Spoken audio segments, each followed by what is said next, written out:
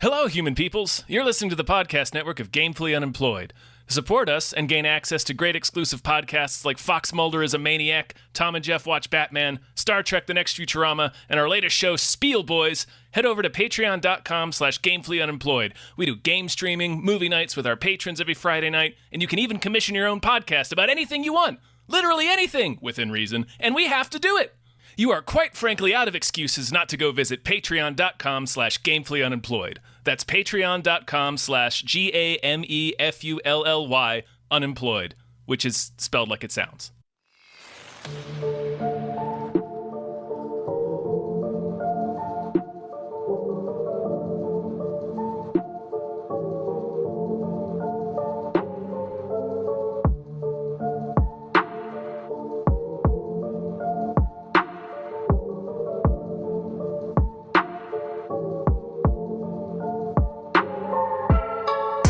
Welcome to Screamplay, a show about spooky video games. With your hosts, Tom and John Ryman.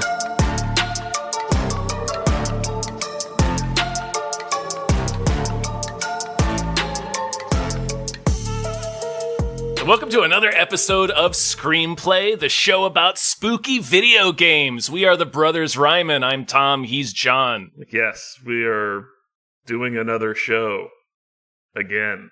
Great stuff, great stuff. So we're finally getting around to talking about a game that we wanted to do back in February as a Valentine's Days. It's Squizgar joke for our good friend Adam Ganser, but unfortunately we were unable to make the scheduling work. We had to keep kicking that can down the street. So at long last, he'll be on. Here we just are. Not on this one. This is just not on this one. This is a guestless, joyless cast today. Yeah, This game's kind of a downer. Thought about what game we're covering. Yeah. We are covering 2018's Doki Doki Literature Club.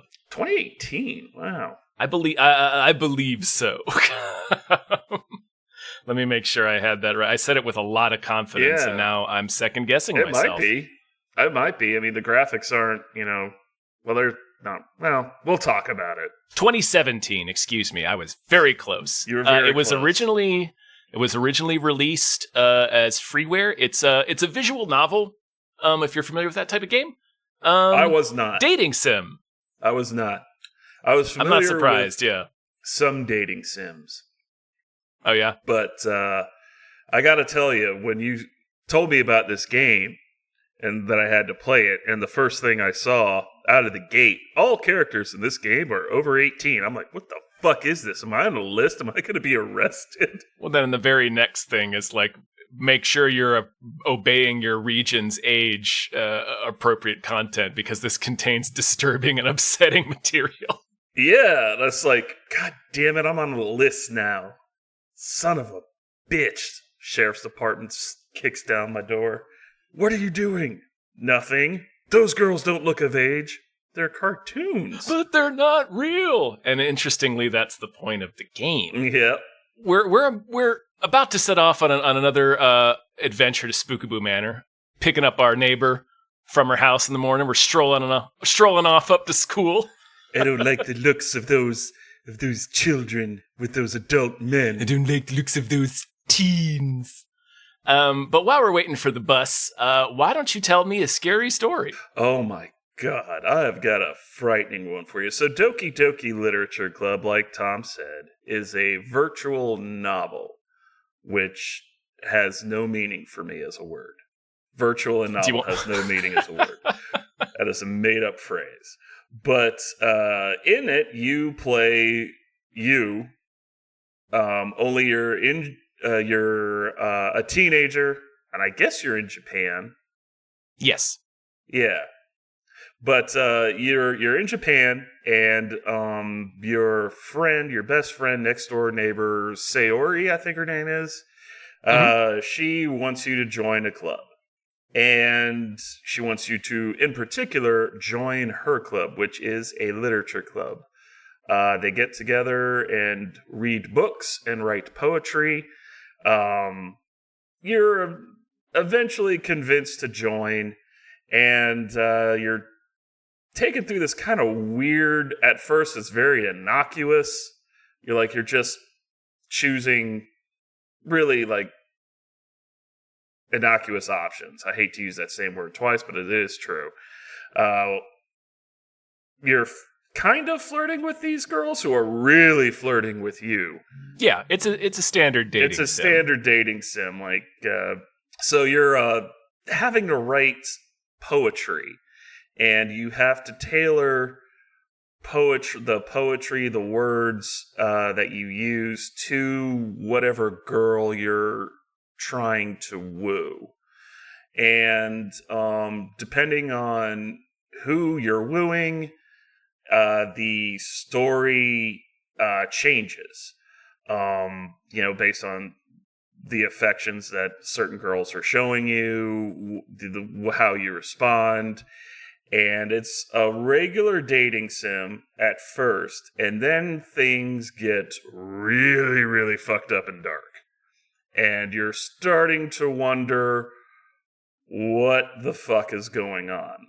In particular with this character, Monica, who is like basically the most popular kid in the school. She's the president. She's the only one with a Western name. And she's also the only one you can't hit on. You can't woo her. So things start changing. People start getting really, really weird and somewhat violent.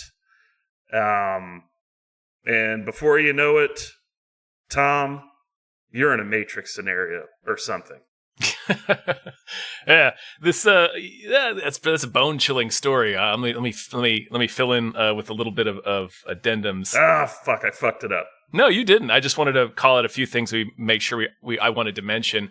This game is fairly notorious because it is presented completely in earnest as a dating sim. I don't know. Yeah, there is nothing. Yeah, it's fairly notorious for its sort of bait and switch. There's nothing about its presentation that suggests the turn that is coming. It reminds me a lot of Inscription. Yeah, especially with the music. Particularly with the music. They do a cool thing with the music too. But yeah, I just wanted to make sure we got that in there. And another thing I wanted to mention is there are multiple endings and branching story paths you can find, depending on which conversations you choose, which of the girls you decide to try and tailor your poetry towards. But it's it's kind of funny because it starts out as a standard like shonen harem fantasy, basically, where it's one teenage boy and then is surrounded by girls who all want him to be their boyfriend and engage in whatever their hobby is. Really write their poetry. Yeah.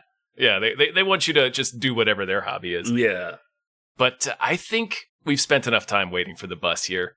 Let's mosey on up and ring the doorbell at Vincent Price's house, because it's time for Spookaboo Manor. Now I invite you to step inside Spookaboo Manor. This is where we talk about the spookiness of the game. And the foyer of Vincent Price's grand haunted manor. And this one is fucked up.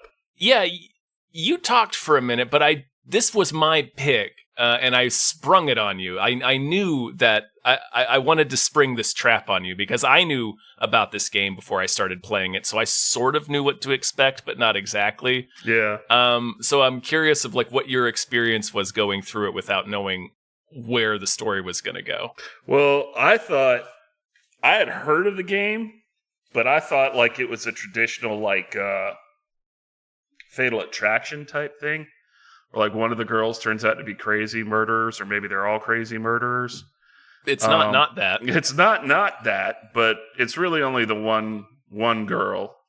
Yeah, it was. This was one of the most fucked up games we played. It's also might be the best game we've covered.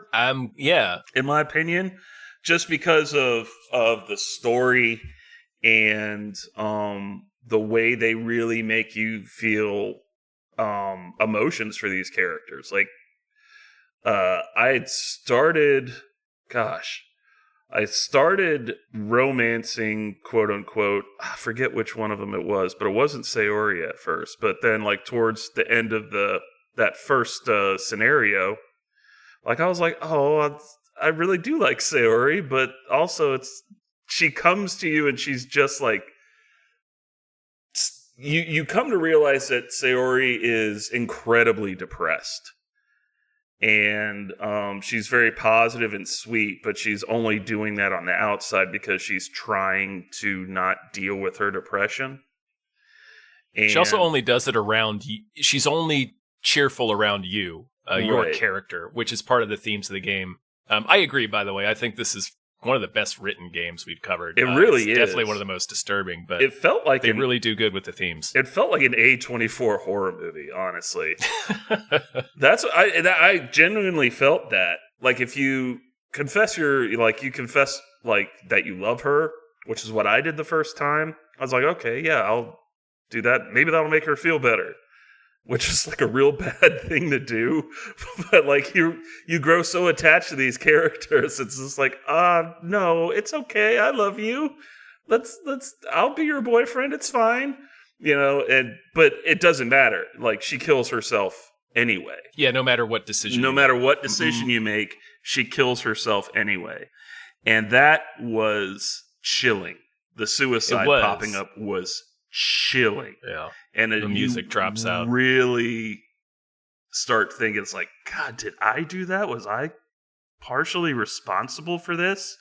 But yeah, that Sayori made me extremely, extremely sad. Like, I want to talk about that. That was like the saddest part of the game. It's the most heartbreaking. I don't know if it's the most horrifying, but I do want to expand on that idea a little bit. I love the basic premise of the game is it's a little BioShock. I mentioned Inscription earlier, but it's playing with the format of, it's a very meta game. It winds up being, because what's going on is Monica is aware she's in a video game and she starts messing with the code to screw with the other characters and try to force you into picking her, because that's the entire point of her existence. She's aware that she is a one-dimensional character who only exists to please you, the player, in a virtual setting, and it's kind of driven her insane. Well, she's also the only one that doesn't get to be wooed. She's just there to facilitate it. So she's very lonely and sad. So it's... Yeah, but with relating to Sayori, they introduce Sayori as sort of your next-door neighbor, childhood friend, like the very obvious, like a Betty or Veronica, like one of the very obvious characters in a will they won't they romance. And they have you sort of kind of take her for granted in that way. It's done very deliberately because it's presented with just completely earnest as a dating sim, as I mentioned earlier. And if you've ever played a dating sim, it's like really, I mean, some of them can be a little fun. Obviously, they get pretty adult, but if you stay on the cutesy end, they're all fairly innocent. But it is sort of, all you're really doing is trying to like hack your way into a person's affections. Yeah. And it's very two-dimensional. And it just, if you take a second to step back and think about it in the slightest bit of abstract, you're realizing that it's sort of just a game about treating women like props. And that becomes the thrust of the game's most horrifying moment. I don't know if it's actually the most horrible thing that happens, but it's the most horrifying moment because you don't understand the rules of the game yet when this happens. When Sayori kills herself, you walk up into her room and you're just ambushed with the image of her hanging. I'll probably put a content warning at the beginning of this. Yeah. But let me finish that thought. You immediately, like what you were saying, you feel your gut drop. The immediate thing you think of is, what did I do? Because you know you caused it.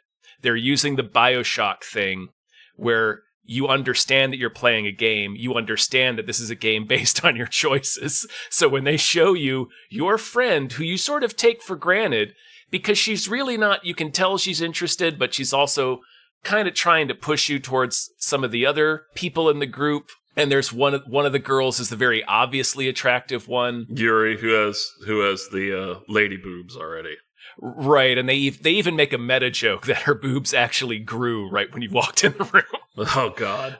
There's a couple of jokes like that they make, referring to the fact that it's a video game and it's supposed to be tailored to a player trying to, just horny teenage boys, basically. But like, well, I started romancing her first because it was the one that I was like, okay, she looks most like an adult. I felt creepy. Well, I mean, it's, I felt whatever. Real creepy playing this game. Yeah, well, I guess we'll talk about that in the gameplay part. Yeah. The horror of this game is the indictment of it. Like that, because that first death, that first character death, is just that horrible, weightless, like the floor drop out of you feeling like, what did I do? I know something I did or said or didn't do, the way I took her for granted, I caused this. And that's the kind of horror that this game wants you to sit with. But another thing I wanted to say is I do really, really appreciate that the game doesn't trivialize it. It's not, even though it's dressed up as the most trivial of things, a visual novel dating sim, and it's completely fluffy. It's, it's embarrassingly horny. But it's also very cute too. It's in the way that these things are. There's nothing like, I mean, there's some stuff that's overtly horny, but it's not like graphic or anything like that. As far not as at first, as far as the sex stuff goes, it's not like no, that. not at first. But there's nothing. Yeah, it does have some pretty grisly images in it, but it's fairly chaste at first. But the thing I wanted to get across is even though the game is about like one of the character, like a computer program figuring out it's a computer program and offing all of its rivals so that only it is left, so you're forced to pick it. She does that by basically giving anyone you're interested in extreme depression that manifests in different ways. Basically, she takes their insecurities and she just amps them up. Yeah, she amplifies them. She actually tells you how she does it, which is how you end up beating her in the end. But you can go into the quote-unquote code in the virtual desktop and mess with the code. And it's a real HAL in 2001 moment, too. It's like, what are you doing, John? Stop it, John. She starts doing that, too, yeah. But they don't trivialize or glorify or sensationalize depression. They take it very seriously. It really is. It's the way that Sayori is written compared to the way that Yuri is written, it's two completely different types of depression, and you spend so much time with each character under the pretense of, I just need to figure out what they're interested in so I can like sweet talk them and make them my girlfriend in this dating sim. But what you're actually doing is learning about the root of their insecurity, who they are as a person, but how their depression is sort of is at odds with that, and it just ends up being such an empathetic game at the same time that it's really, really a gut-punching horror game. All right, I talked a lot, but I wanted to say my piece. That's what I feel about the horror of this game. And just going back to like these insecurities that they have, it's like Sayori is like extremely depressed. Yuri cuts herself. She does a lot of like self-harm and very obsessive. Yeah, and oh gosh, I forgot the other girl's name. Natsuke, yeah. She has like an eating disorder. I suspected. I didn't get to spend time. She wasn't one of the ones that I pursued on my playthrough. She's also she's the smallest one. She's the skinniest one. And also, like, her dad, it's apparently, like, makes her real self-conscious about eating. So she has, like, this eating disorder, but all she does is bake because she wants other people to eat. It's really it's subtle. If you this pay game attention, made me feel bad, Tom. it makes you sad, yeah, but it's very, very well written, and it doesn't end in a totally, well, it kind of does, but yeah, it has a fucked up A24 ass ending. It's like the subtlety of the writing is in there. Like Sayori's more complicated, but once you're hit with that, you know to start looking for it, and then you can kind of detect what's going on with Yuri, and you notice that like I never spent any time with Natsuke, but I noticed that she kept going off in the closet by herself. So I'm like, I sort of put 2 and 2 together there because I've experienced that in life with some of my real life friends. I've seen what that type of eating disorder looks like. They don't make anything. This is a game. This is a game you play. This reminds me of that Kumail Nanjiani thing. Yeah, when he's about talking Heavy Rain. about Heavy Rain. $60 I paid for this. I paid for this experience. I paid for this experience. In Doki Doki's defense, the standard version of the game is free. yeah, but I did get the quote unquote good ending, and that was a chore. And not because it's not. What's the good ending? Well, the good ending is real quick, I'll tell you the ending I got is I got that first ending too. I delete Monica and then I have to reset the game. Well, I got the first ending I got was when it starts the game again after I delete Monica, and it just starts like the game, only this time Monica's missing, and you go in and it's normal Doki Doki Literature Club stuff, and you're all getting along. I've seen this ending too, I think. Yeah, and then Yuri and Natsuke walk away, and then Sayori basically says, "Hi, I know what you did with Monica. Thank you so much for doing that. But now I'm in control. I can start, doing whatever I want to do." And basically, she turns into Monica. Character, not like she turns into Monica. It's just Sayori becomes like Monica. And right, whoever's the president, basically, of the club. And she's and basically is going to start all over again, only with Sayori doing it. She's been corrupted, and that was an A24S ending. But the one I got, once you get the good ending, is you delete Monica. The way you have to do it is you have to romance you have to romance Sayori up until the point. Like, you confess your love for her, and then she kills herself, but you have to save it right before you make that choice to woo her and say that you love her. And then you have to start from that point on wooing the other girls. Like, you have to woo Yuri, and then you have to, once you go through that story, you have to stop, go back from that save point, and then, romance the next person, Natsuke. And it makes you reject these girls and watch them. It's fucked up. Like, I did not feel good playing this game. This game made me feel shitty. I have not seen this ending.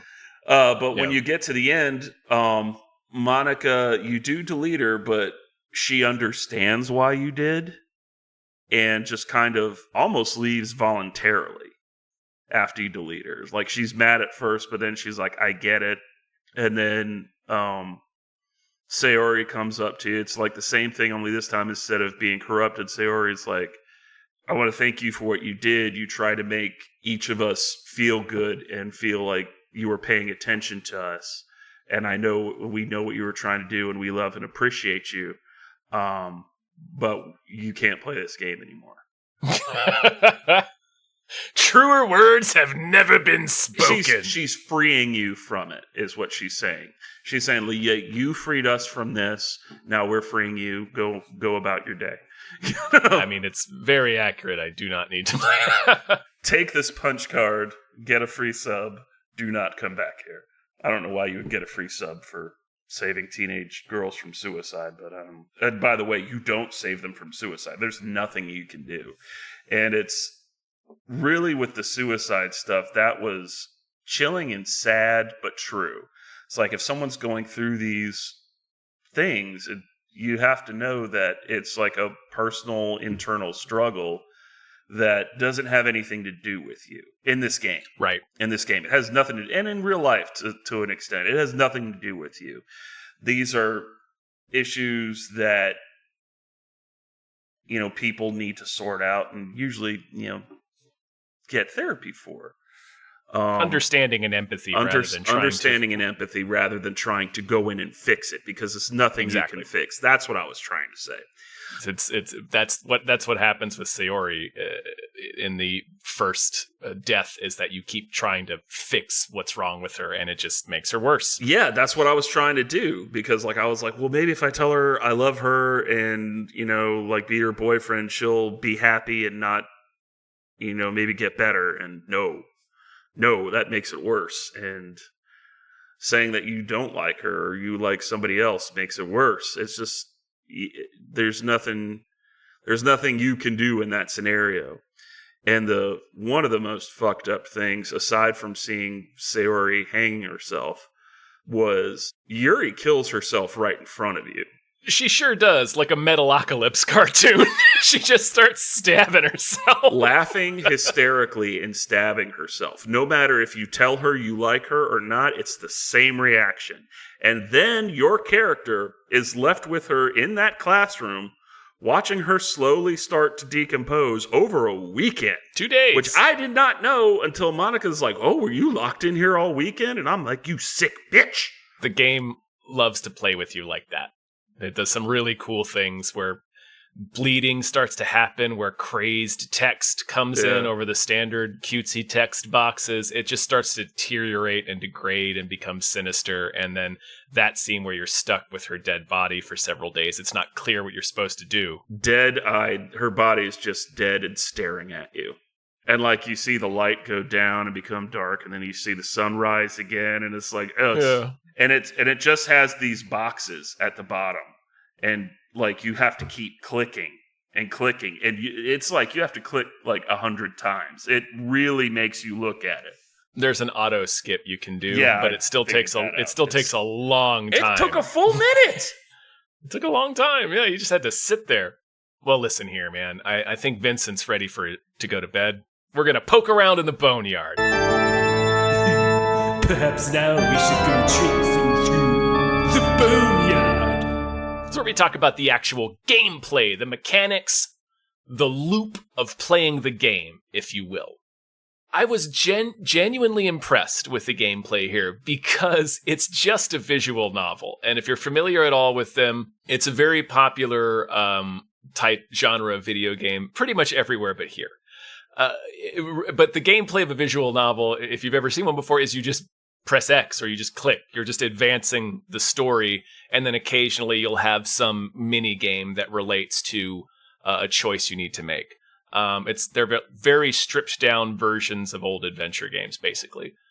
But even though your only real control is to click, this game keeps finding interesting ways to break the format in a horror movie type way, in a way that just keeps feeding the premise and feeding the idea that Monica is this crazed computer program screwing with you. So like the thing you mentioned where we get trapped in a 2-day cycle of the game where we're just stuck with this corpse.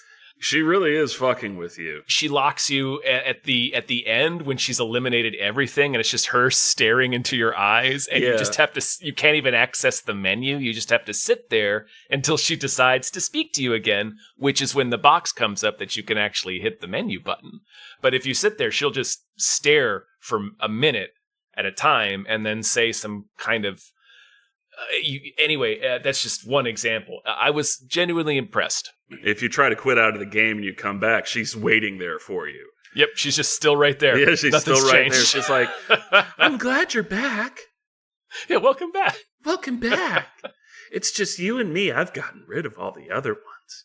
They won't get in the way of our love anymore. It's really fucked up. And they use this thing, we only kind of mentioned it briefly, but there is a virtual desktop component, sort of like Inscription or like Her Story that we've covered previously. there's some things you can do by futzing around on the desktop, and one of them is you can access the game's files. You can also look up little files in it that are like little README files that give you a little bit of background to the making of the game, which suggests some kind of creepiness or sinisterness or some sort of problem there. There's a cheat file that tells you what words to use in your poems to successfully romance which girl. There's just this whole other level with that, and they just find interesting ways to make clicking the same button, break the format over and over again in a way that keeps you engaged. It makes you feel powerless in a way, because it's like, no matter what I do, it's like, what the fuck? Would you kindly? Yeah, it's just like, what the fuck? No, it's not even would you kindly. You're not even doing half of this stuff. The idea is they're playing with the format of the game, right? Yeah. They know you have no control but to do what they're asking when they say, would you kindly, if you want the game to advance. It tricks you at first, because then he's like, oh yeah, it's totally done by your decisions. And then you find out, no, you have never been in control. It's all Monica. Yeah, and no choice you make makes a difference. Yeah, and then that one ending where it's Sayori and she's been corrupted. That fucked with me. That fucked with me. Because then I went, no, I'm saving everybody. I don't care. If there's a good ending, I'm going to save everybody. The gameplay, man, I love this. I really like this game. I really loved it a lot. The only annoying thing, and it's by design, is that you don't get to make a choice except like it felt like once every 10 minutes. Like you just had to read the dialogue and then like choose A or B. And then I was like, all right, B. And then you like wait another 10 minutes and just read dialogue until like your next choice comes up. There is a function where they let you skip dialogue that you've seen before, because Right. It does make you repeat sections a lot, because obviously the idea is you have to reset the game a few times as Monica's offing people. But anyway, sorry. Yeah, it's a very very Edge of Tomorrow scenario, only like people are missing. Like each time you go through a different scenario. No, they're just gone. Yeah, it's just like Sayori, and like when you restart after Sayori kills herself, it's like she never existed. She never existed. She never existed. Like Monica just deletes her out of the file. It's that character that vanishes and John dies at the end. Yeah. Just completely vanishes from existence. Yeah. But you remember, it's like, wait a minute. But yeah, was Stada remember? Yeah. But yeah, it's what they do with the music also in this game is very good. Oh yeah, the build up to that. The build up, yeah. And when you get to the ending and the credits are playing, it puts words to the music that has been like that you've been listening to the whole time. And it's Monica singing a song about how much she loves you. And it's creepy as fuck. Even though it's not written creepy, it doesn't sound creepy. It's just having been through what you just went through. It's creepy as fuck. I wanted to say something in the last section, but this is something kind of I thought, and I wonder if you thought it too.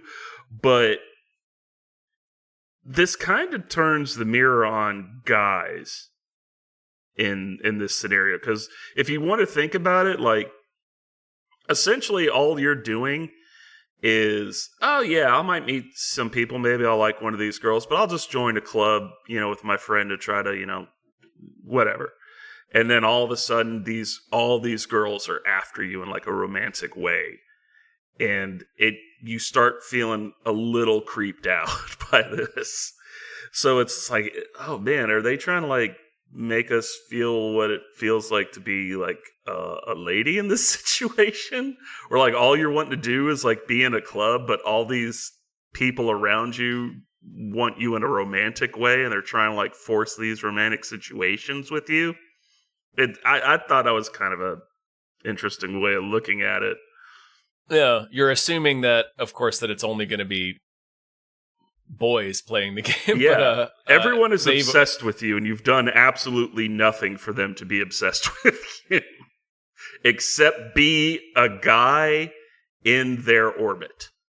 And like I was like, man, that's really, really like being a lady. Well, I mean, yeah. I mean, we talked about earlier about how a lot of it is that first gut punch is about an indictment, and part of it is you objectifying women and objectifying your friend, just treating them like props. So I'm sure, yeah, they're all people, and but they're not in the they're end. not, but it does make you think, because like you're using them, like you say, as props. They're goals. It's like, I want to, right? It's an extension of that idea. It's like you find out that they're not real. They only exist within the context of fulfilling whatever needs you have as a player, and that just makes that feeling worse. Yeah, because you're putting them through absolute hell. Yep. And it isn't your fault, but it kind of is. It's because you're playing this game. You're playing a game. Monica didn't You're the one make you playing play the game. Something interesting I was reading about the game and its development. First, it got a lot of praise from the mental health community, especially with how it dealt with Sayori, because she's not infantilized, and it kind of offers. And I've never experienced this stuff, so like if I'm off base, I do apologize, because I've never experienced this level of depression or suicidal thoughts. But from what I read, they've applauded its real and not very gratuitous way of talking about suicide and people going through these kind of things. They could have done it in a really gratuitous manner, and they didn't. And it was kind of a very honest look at it. Again, I've never experienced any of that stuff. If you guys are, please talk to somebody. But I thought that was very real, and it made me feel. It's a very empathetic game. It's a very empathetic game. It made me feel for these characters. I didn't look at them as just like objects or video game characters. I was like, this makes me feel like these are real people, and I'm having an awful experience. That's with what. this. Yeah, I was going to use that exact word. That's what makes it so awful. That's what makes it a horror game. It is awful. It's awful. Totally. Yeah, I called that out earlier. They didn't trivialize or glorify it. Yeah, completely agree. It makes it harder. Honestly, it makes it harder to watch. It really makes you agonize. I cannot stress how devastated Sayori made me. I was absolutely devastated. By the second death, it's not as bad, because by that point, you've sort of realized what's happening and that there's nothing you do makes a difference. But yeah, for sure. My second time playing it through, when I was trying to get the good ending, talking to Sayori, and when she's giving you this confession about herself, I literally started tearing up. It made me almost cry. But I don't cry because I'm a tough guy. So I didn't actually cry. You got a beard. I have a beard. I'm bald. I'm big. I have a beard. No tears. No. Like Johnson & Johnson baby shampoo. I take selfies of myself in my pickup truck with a ball cap and Oakley's on. And I don't care about your opinions. I'm a tough guy. Do you have anything else to say about the gameplay? I'm a tough guy, Tom. Tough guys don't talk about games. We build stuff with our hands and wood. It's well beyond time for us to take our wood-building hands out of the boneyard. We've collected plenty of bones and femurs and assorted teeth. I'm gonna make a little model horse with mine. Do it, little hobby horse. Little hobby out horse. Of bones. Dave likes horses, right? I'll make a horse for Dave. A bone horse for Dave. He'll appreciate a bone horse. Let's ride our little bone hobby horses down to the last Blockbuster on the outskirts of Vincent Price's property. You know what? Let's do that. Because it's time to decide whether or not we buy the VHS. Please tell me whether or not I should just buy this VHS. So this is where we decide if this video game was a grease-stained VHS at your local Blockbuster, would you pick it up and bring it home to add to your collection, to show it off to your friends on horror movie nights or Halloweens or whatever? I just want that video to be rented by like slumber parties thinking they're going to watch like a fun rom-com. And they'd be like, What the fuck is this? I think I may have mentioned this story already, but my friends and I totally did that in middle school. We rented Candyman. We thought it was going to be like a goof. Like, we'll watch this cheesy old movie Candyman. One of the most fucked up movies. It is not cheesy. No. No, it is not. That was a quiet sleepover. This movie, I would argue that Doki Doki, were it a VHS, would not have any stains on it because no one will rent it because they have been warned. In many ways, it's the Candyman of dating sims. Yes, it's just like, oh, no. Take that up to the desk, and they're just like, no. Let me interest you can I interest you in a nice ginger dead man? The Stupids, or perhaps The Adventures of Willie Beamish. Ooh. This nice game. I remember Willie Beamish. The jumble has already been solved with crayon. Yeah, for me, this game was devastating, horrifying in a way that I haven't experienced playing a video game. I've really only felt that way watching like some of the best made horror films. But also, this game is very empathetic, and in some ways, I thought it was kind of beautiful. Definitely. It's a beautiful. I really like this game. Oh, I do so too. Definitely I buy it. And of course I buy the VHS because this is the exact type of thing you ambush your friends with. I ambushed you with it. This was fucked up, man. It's a trap. It was fucked up. Playing this game is like the cult segment in VHS 2. By the time you realize what's going on, it's already too late. Way too late. It's way too late. And oh man, yeah, I would buy this as well. This was an experience. It really was. Like I said, I felt like I was in an A24 horror movie. I really did. Just with how creepy and sneaky this game is with its shit. It's really sneaky. It's really well written. It's very well done. It injects itself into you. Like you are pulled into that game and you become part of that game. It does. Which is why I love horror video games. This delivers on that. In point of fact, that's part of the game is that it pulls you, the player, in specifically because Monica's not talking to your character; she's talking to you, directly. You are an actual. I felt like an actual character in this game. You are, yeah. The player, are a character. Yeah, yeah. You are the protagonist in your own A24 horror movie, and that's how I felt.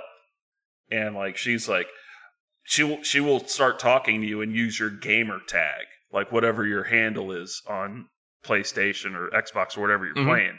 She will start calling you by that because she is part of the game and now she knows where you are and where you live and shit. And that's really off-putting. But I've seen games that have done that before, so that wasn't really as effective. Metal Gear Solid. Yeah, but kind of, OG doing that. But. Yeah, but it was a nice touch on this though. It was a very nice touch. It's all very clever. It's all very clever. I would strongly recommend if you guys are like fans of like, I don't want to call it like experimental gameplay or like, more like indie, because this really is a very indie game. I think experimental's appropriate. It's pretty bold. It's pretty bold. I haven't played anything like this before, and I think you guys should play it if you really want a good. Oh man, you'll only play it once. I do not recommend trying to get the good ending. A, it took like hours, and B, you have to watch these poor girls suffer so bad, and it's you do feel good at the end by the end of that one because you are released and they're all happy and they're released. But it's like, holy hell, guys. This game like robbed me of whatever innocence I had left. It took something from It took something. Yeah, just like Kumail said, this game took something from me. But yeah, it's I do buy this VHS and then I never watch it again. I buy it so I know exactly where it is. I think we're all set, man. I think that's a sode. Oh, it is a sode, Tom. Let's get out of this. Let's unplug. I love this game and I never want to think about it again. Quitting all of my clubs, never coming back to school. I almost deleted my hard drive off my PlayStation after playing this. God, you guys have to like put on like The Simpsons or something after watching this. Oh yeah. You really do. You need definitely need to go outside and pet a dog. Well, if you'd like, we have more exclusive podcasts available on patreon.com/gamefullyunemployed, where just $5 gets you access to everything, not just one show, but everything, including Fox Mulder is a Maniac, Star Trek The Next Futurama, Spiel Boys, and some other stuff too. Tom and Jeff watch Batman. Good lord, man. Come on, dude. We also have a store. Head over to gameplayunemployed.com where you can find a link to our Teespring store. We have all kinds of cool original artwork and designs you get on t-shirts, stickers, posters, mugs, all sorts of things. So slap your Doki peepers onto that and leave us a review on our free feeds. It helps. Okay, you say stuff. Don't tweet at me because I'm not currently looking at Twitter, taking a sabbatical for that. And you know what? It's been great for my mental health. But you can find me on Blue Sky. At Johnny Rhymes. I will be back on Twitter eventually, probably after the presidential election, depending on how that turns out. But yeah, guys, thank you for listening. And again, leave a review. We appreciate it. Let's end this episode. Bye. Bye.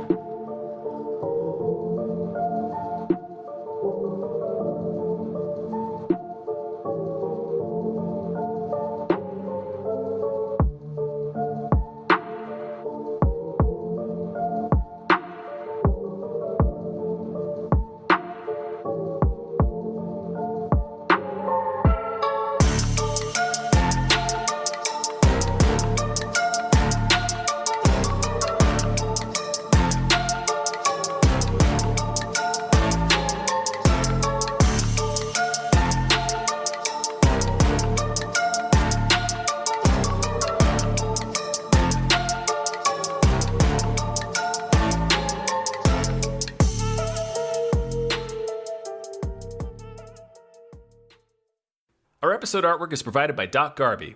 You can follow him on Twitter at _JDBurrows_. Our channel artwork is by Michael Vincent Bramley. For more of his work, go to mvbramley.art. Episode artwork is by Justin Brown. Available on Twitter as @JustinTBrown or at artnessbyjustinbrown.com. And finally, additional artwork by Starlene Hodge. You can find her work at starlenearts.com or Twitter at StarleneX. Goodbye now.